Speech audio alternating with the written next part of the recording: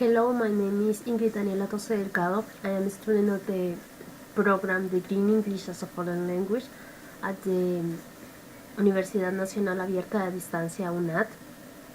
The present work corresponds to the final exam of the research project course, where I will present my project and the various chapters or parts that compose it. The project is called The Need to Teach Effective English Classes Since Elementary School, a contribution for a better proficiency of the language, where, as its name suggests, the idea is to promote the teaching of English as a second language from an early age, to make learning more complex and ensure that in the future the students can acquire a good level of language. Teaching of a second language is one of the requirements for all government and global education in primary and secondary school. However, in the primary school, there is not a real English education, where there are problems of teacher in charge of two grades and even teacher from other areas teaching English classes. English is a language very different from other areas of study, where communication skills development activities must be related: speaking, reading, listening, and writing. Teachers from another areas cannot provide this kind of information because it is not the area of their study, and therefore they don't understand the necessary information and transmit it well to their students. For the students to obtain an acquisition of real language, it's necessary to include teaching in an early age and with a specialized teacher in the area to get the students to adapt to the new language and relate it more fluently as it grows. Okay, these are the objectives. The general objective is to demonstrate the importance of effective English education from elementary school as a means of guaranteeing the language proficiency in students. The specific objectives are to investigate the benefits of teaching English at an early age, to identify main obstacles to an effective English class by observing a class in a public primary school, and finally to present argumentative reasons for the importance of teaching effective English classes from elementary school. The literature about which I relate studies that had been done previously and serve as a guide for the argumentation of my project. For this, I have chosen only two of the studies that are the following. First, a study carried out by Maria Rueda and Marian Wilbur in 2014, called Theoretical Approaches for the Acquisition of a Second Language from the Horizon of Educational Practice. This established a previous position and research on the field of second language learning in order to relate and show to the readers theories that improve teaching and manage to promote effectiveness and efficiency for the language learning in order to develop the communicative app before the needs and challenges of the globalization. On the other hand, the research work of Laura Salinas in 2014 called Bilingualism from an Early Age makes a revision of the topic of bilingualism, where evidence on the basis of this the benefit of offering the teaching of a second language from the first years of the life as a means of contributing to the future construction of the student. Now I present the theoretical framework with some topics related to the project and that become necessary positions to promote and argue the thesis of the project. Second language learning from an early age. Children's education is the ideal period for the students to make his first knowledge in a foreign language. Children have a capacity to absorb language and imitate sound. This allows education to be natural and meaningful. On the other hand, the position of children to learning is more active and spontaneous with focus on sociability, by Lopez, Rodriguez and Rodriguez in 1999. And there is a greater social sensitivity as well as an improvement on memory, perception, and creativity in children.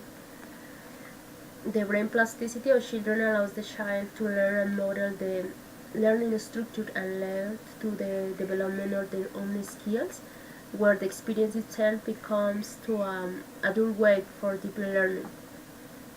By Bienstock in 1999, bilingual children had more opportunities to reflect and maintain greater control in the processing of the language.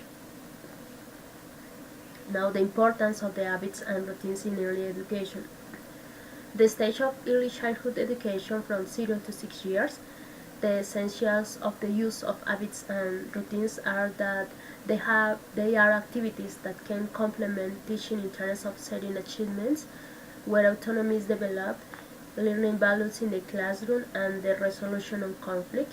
With this motive, Royal Decree 1630 of 2016 of December 29 is created, where the minimum education of the second cycle of infantile education is established, where it is established that within the teacher there must be three curricular areas with emphasis to the knowledge of oneself and personal autonomy.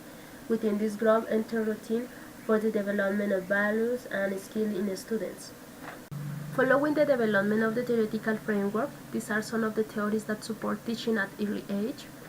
Theory of learning and development. The theory proposed by Lev Vygotsky in 1979 gives recognition to the social environment where children's learning takes place, since it is one of the components for the zone of proximal development. The real development consists of solving problems or tasks individually, and on the other hand, the level of potential or next development, that is the resolution of the task with the help of an adult or more qualified partner. The method of total physical response, according to Asher in 1984, not all children have the same ability to learn, so teachers must recognize what their students can do. The total physical response methods arise from observing how the learning of a second language is difficult for most people, where to achieve it must combine speech with action, where the student learns through physical activities. For Asher 1984, the instruction must start with simple commands and gradually increase the complexity. With this, the student learns and at the same time has fun.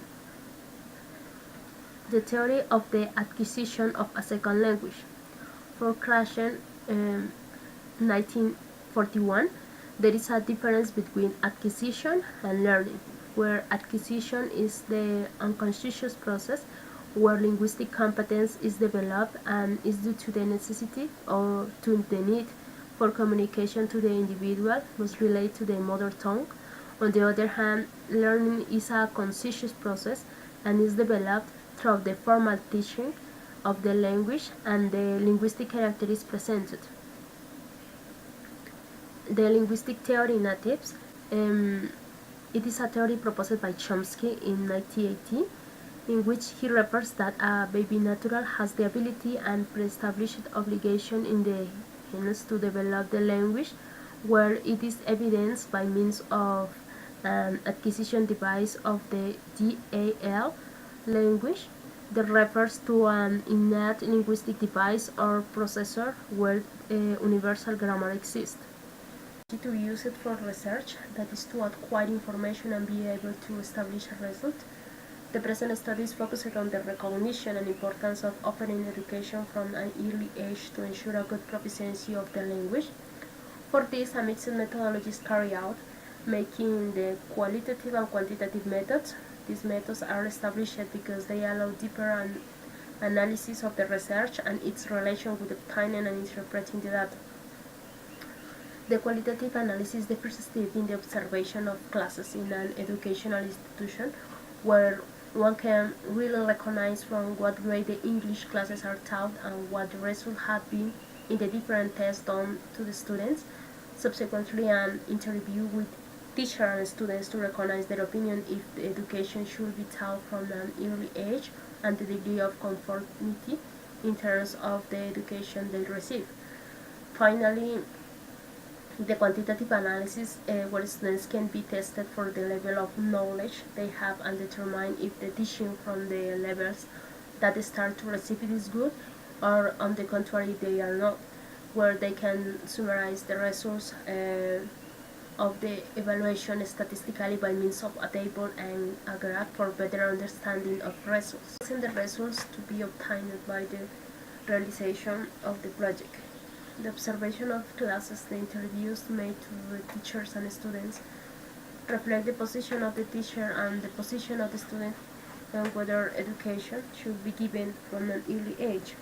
On the other hand, the realization of the tests allows to recognize the degree of knowledge of the students and in this way to know if really it should focus on the teaching of English from early age to achieve that the students in the future has a good proficiency of the language. Finally, I present the reference used for the argumentation and analysis of the project. Thank you for your attention. See you at the next opportunity. Bye.